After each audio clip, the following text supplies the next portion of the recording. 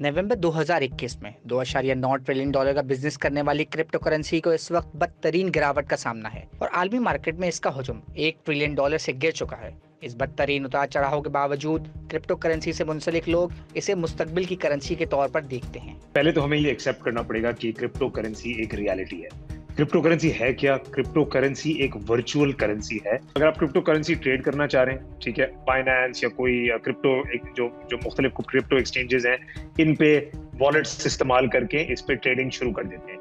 तो इस पे इतना बड़ा कोई इशू नहीं है। क्रेडिट कार्ड इससे लिंक हो जाता है। ब्लॉकचेन की डेवलपमेंट को क्रिप्टो माइनिंग कहा जाता है। तो जब वो ब्लॉकचेन डेवलप होता है और उस पे यूनिक कोड्स आते रहते हैं और उस पे मजीद सिक्योरिटी पे काम होता रहता है, तो वो जो ब्लॉकचेन की डेवलपमेंट है जो कंप्यूटर्स के तहत होती हैं, और वो काफी हैवी ड्यूटी कंप्यूटर्स के साथ होती हैं, वो हमारे आम लैपटॉप के ऊपर हम इसको इन्वेंट नहीं कर सकते हैं। ये एक पूरा डेटा डेवलपमेंट एक्सरसाइज होता है। आप इसको कंपेयर कर लें जैसे हमारे जो टेलीकॉम कंपनीज हैं और जो अपनी लाइनें लगा रहे होते हैं अक्रॉस पाकिस्तान, तो उसमें हैवी ड्यूटी मशीनरी की जरूरत होती है। तो ब्लॉकचेन एक वर्चुअल स्पेस में आप कंपेयर कर लें कि क्रिप्टो करेंसी इस तरह क्रिएट होता है।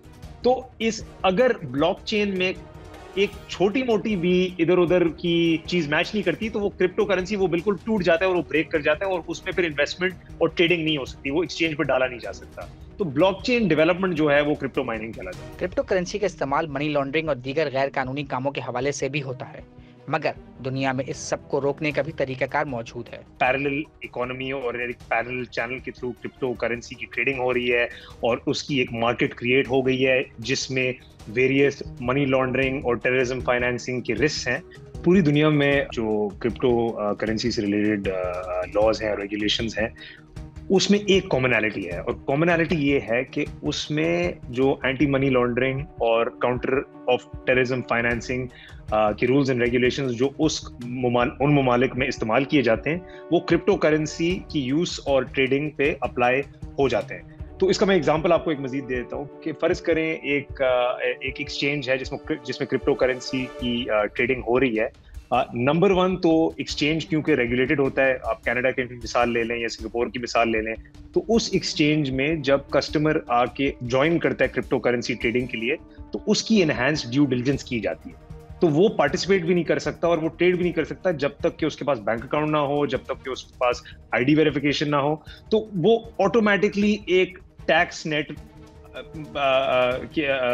में आके फिर वो ट्रेडिंग करना शुरू कर देता है। पाकिस्तान में अभी तक क्रिप्टो करेंसी के इस्तेमाल पर पाबंदी है। मैं अग्री करूंगा minister of state for finance के साथ कि जो उन्होंने कहा है कि उन्होंने बिल्कुल सही कहा, ये लीगल टेंडर फिलहाल पाकिस्तान में नहीं है। पाकिस्तान में क्रिप्टो करेंसी पर लगने वाली पाबंदी को हटाने के लिए सिंध हाई कोर्ट में एक पिटीशन की गई थी, जिसके बाद हुकूमत ने इस मामले पर एक कमेटी बनाई थी। एक कमेटी बनी जिसको चेयर किया डिप्टी गवर्नर स्टेट बैंक ने, और जिसमें सारे रेगुलेटरी अथॉरिटीज और लॉ एनफोर्समेंट बॉडीज थे। उन्होंने भी बड़ी thorough findings Sindh high court को प्रेजेंट किया, और उसकी जो कंक्लूजन ये निकली थी कि क्रिप्टो करेंसी के रिस्क्स आउटवे करते हैं उसके बेनिफिट्स को। हुकूमत और क्रिप्टो करेंसी के मुखालिफिन का ये कहना है कि क्रिप्टो करेंसी बड़ी तादाद में ज़र मुबादला के ज़खायर बाहर भेजने का सबब है, मगर माहिरीन का ये कहना है कि इससे फवाइद भी उठाए जा सकते हैं। तो क्रिप्टो माइनिंग की हमें एक इफेक्टिव फ्रेमवर्क पाकिस्तान में बनाया, और हम क्रिप्टो जो माइनर्स होते हैं जो क्रिएट करते हैं, आप समझ लें क्रिप्टो करेंसी को,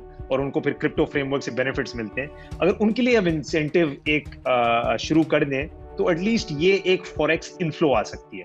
दूसरी चीज ये है कि एटलीस्ट जब आप एक एक्सचेंज रेगुलेटेड एक्सचेंज पाकिस्तान के फ्रेमवर्क में आप for the sake of argument आप इंट्रोड्यूस कर लेंगे, तो उससे ये होगा कि जो ट्रेडर्स आ रहे हैं शायद वो लोकल क्रिप्टो करेंसी को भी इस्तेमाल करना शुरू करें। एक क्रिप्टो करेंसी उर्दू बिट के नाम से भी उन्होंने शुरू की थी, ये शट डाउन हो गई थी of course after the state bank की जो डायरेक्शंस आई थी, मगर फॉरेक्स की इनफ्लो भी हो सकती है। तो एक आर्ग्यूमेंट ये है कि फॉरेक्स की आउटफ्लो बहुत हो रही है, मगर अगर आप इसको रेगुलेट करें और थोड़ा बहुत इसको टैक्स नेट के अंदर लाएं, तो डेफिनेटली फॉरेक्स का इनफ्लो भी हो सकता है इस क्रिप्टो करेंसी की ट्रेडिंग की वजह से। माहिरीन का कहना है कि खतरात तो बैंकिंग सेक्टर में होने वाले फ्रॉड से भी हैं, और आज से कुछ अरसे पहले किसी ने पाकिस्तान में डिजिटल बैंकिंग का भी तसव्वुर नहीं किया था, मगर अब ये सब चीजें अपनी पूरी आबोताब से मौजूद हैं। बैंकिंग सिस्टम भी फेल हो जाता है, ठीक है, कोर बैंकिंग सिस्टम पे मजीद हैकिंग होती है, اور اس میں fraudulent activity ہو جاتی ہے. صدیوں پہلے ہم نے بھی believe نہیں کیا ہوگا کہ پاکستان میں ایک ڈیجیٹل بینکنگ کی ایک فریم ورک بنائی جائے گی اور اسٹیٹ بینک آف پاکستان اس کو انٹروڈیوس کرے گا. ہمارے پاس آج اسٹیٹ بینک نے NOCs ایشو کی ہیں ڈیجیٹل بینکس کے لیے اور یہ بھی انٹروڈیوس ہو چکا ہے. اگر پاکستان میں کرپٹو کرنسی لانے کا سوچا جا رہا ہے تو وہ جو ایکسچینج آئے گا پاکستان میں وہ ریگولیٹ ہوگا, اسٹیٹ بینک ریگولیٹ کرے گا, SECP ریگولیٹ کرے گا, اس میں مختلف لا انفورسمنٹ اتھارٹیز کا بھی رول ہوگا. اس میں ایک منیمم جو ایکسچینج جو آئے گا پاکستان میں جو اگر آئے گا اس کی ایک منیمم کیپٹل ریکوائرمنٹ ہونی چاہیے کہ فرض کرے اگر فراڈ ہوتا ہے کسٹمر پہ تو جو ایکسچینج ہے اس کے پاس کیپیسٹی ہو واپس پے کرنے کے لیے. اس کی نو یور کسٹمر اور انہینسڈ ڈیو ڈیلیجنس کی پروسیسز بہت تھرو ہونی چاہیے تاکہ جو کسٹمرز اس پہ ٹریڈ کریں وہ لیجٹ کسٹمرز ہوں, وہ ٹیکس پیئنگ کسٹمرز ہو, وہ بینکنگ کسٹمرز ہو. اور باہر سے آپ فوریکس اس طرح آپ لا سکتے ہیں کہ فرض کریں کوئی دبئی میں بینک اکاؤنٹ کے تھرو کرپٹو کرنسی ٹریڈ کر رہا ہے تو وہ پاسپورٹنگ کے تھرو, کیونکہ اس کے پاس دبئی میں اس نے KYC وغیرہ کی ہوئی ہے اور اس کے پاس بینک اکاؤنٹ لنک ہے, تو وہ پاکستان میں کر سکتا ہے اور اس سولوشن کے تحت وہ پھر فوریکس پاکستان میں لا سکتا ہے. دوسرا, آپ نادرا کو بھی استعمال کر سکتے ہیں اپنے آئیڈینٹیفیکیشن کے لیے. آپ نادرا ڈیٹا بیس سے سب کی CNIC انفارمیشن لے کے پھر ان کو آن بورڈ کریں اور ایکسچینجز کو آپ اس طرح پابند رکھیں کہ آپ ان کی ایکسٹرنل آڈٹ بھی کرائیں اور آپ ان کے لیے ایک ڈسپیوٹ ریزولوشن کا میکنزم بھی بنائیں تاکہ فرض کریں کل کو کوئی ایشو ہوتا ہے let's say between customer and customer, between customer and exchange, ایک پورا میکنزم ہو جو کورٹ سے ہٹ کے ہو, جو چیزیں اس میں ایکسپیڈیشسلی ریزالو ہو جائیں گی اور اس پہ ایک فائنڈنگ جلدی سے کسی کو مل سکے. مزید نیوز اپڈیٹس اور ڈیجیٹل سٹوریز کے لیے سبسکرائب کریں ڈان نیوز پاکستان.